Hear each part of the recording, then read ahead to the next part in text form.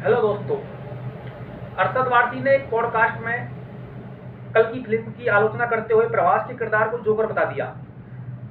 वो बता रहे थे कि उन्होंने लास्ट फिल्म कल की देखी थी और वो डिसअपॉइंट हुए, और उनको जो डायरेक्टर थे उनके बारे में उन्होंने बोला कि उन्होंने प्रभास के किरदार को जोकर की तरह दिखाया, जो कि बहुत गलत था और उनको मज़ा नहीं आया प्रभास के उस किरदार को देखकर, क्योंकि उन्हें प्रभास से बहुत ज़्यादा एक्सपेक्टेशन थी। लेकिन यह जो क्रिटिसिज्म था या जो प्रभास को जो जोकर की तरह बोला गया, उससे प्रभास के फैंस ट्रिगर हो गए, और वो साउथ इंडिया के तेलुगु जो फैंस हैं साउथ प्रभास के, वो सोशल मीडिया पर अरशद वारसी को ट्रोल करने लगे कि प्रभास का जैसे लोग जो खुद एक सर्किट का किरदार करते हैं, एक जोकर का किरदार करके फिल्मों में पॉपुलर हुए हैं, वो प्रभास के किरदार को उतना क्रिटिसाइज कर रहे हैं, जबकि अरशद वारसी की पूरी जिंदगी, पूरा करियर कॉमेडी फिल्में करके, जोकर का किरदार करके, हंसी मजाक वाली फिल्में करके गुजरी हैं। तो इस तरह से सोशल मीडिया पर विवाद हो रहा है।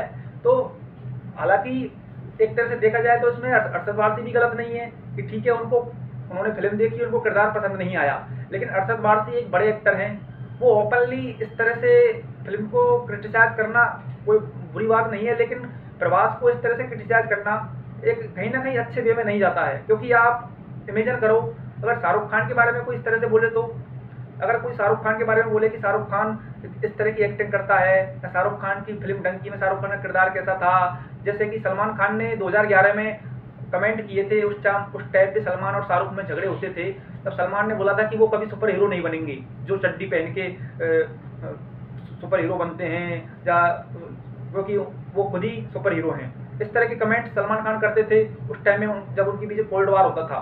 तो ये चीज़ें जो होती हैं कहीं ना कहीं अफेक्ट करती हैं। तो प्रभास इतने बड़े एक्टर हैं, उनको कहीं ना कहीं अरशद वारसी को ओपनली इस तरह नहीं बोलना चाहिए था।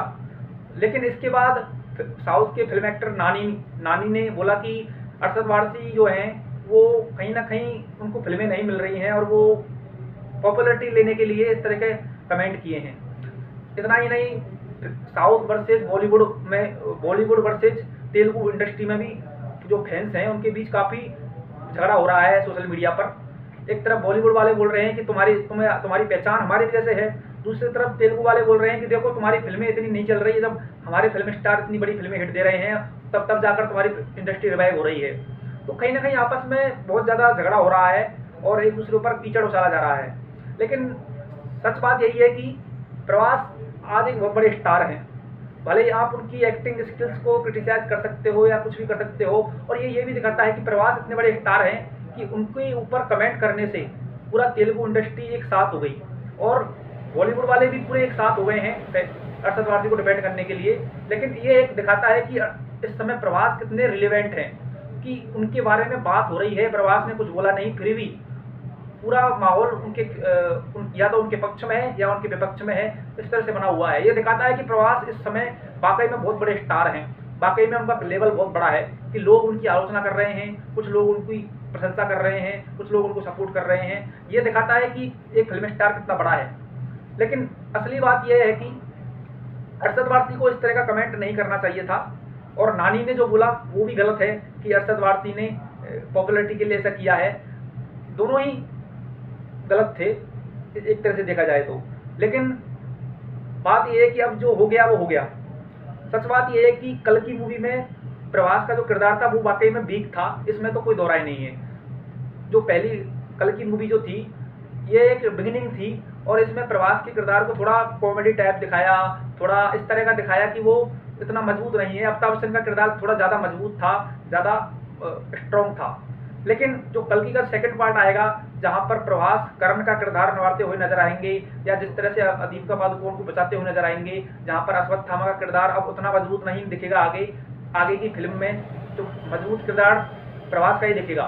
तो कल की 2 से या सालार 2 से प्रभास के किरदार बाहर निकल कर आएंगी, और पता चलेगा, लोगों को पता चलेगा कि हाँ, उनका किरदार की क्या वैल्यू थी। फर्स्ट पार्ट में भले ही आपको लगता है कि वो उनका किरदार कमजोर है, लेकिन यह बिगिनिंग थी और यह बेस था। कल की 2 में उसका इफेक्ट दिखेगा कि वाकई में उनका किरदार किस तरह का है।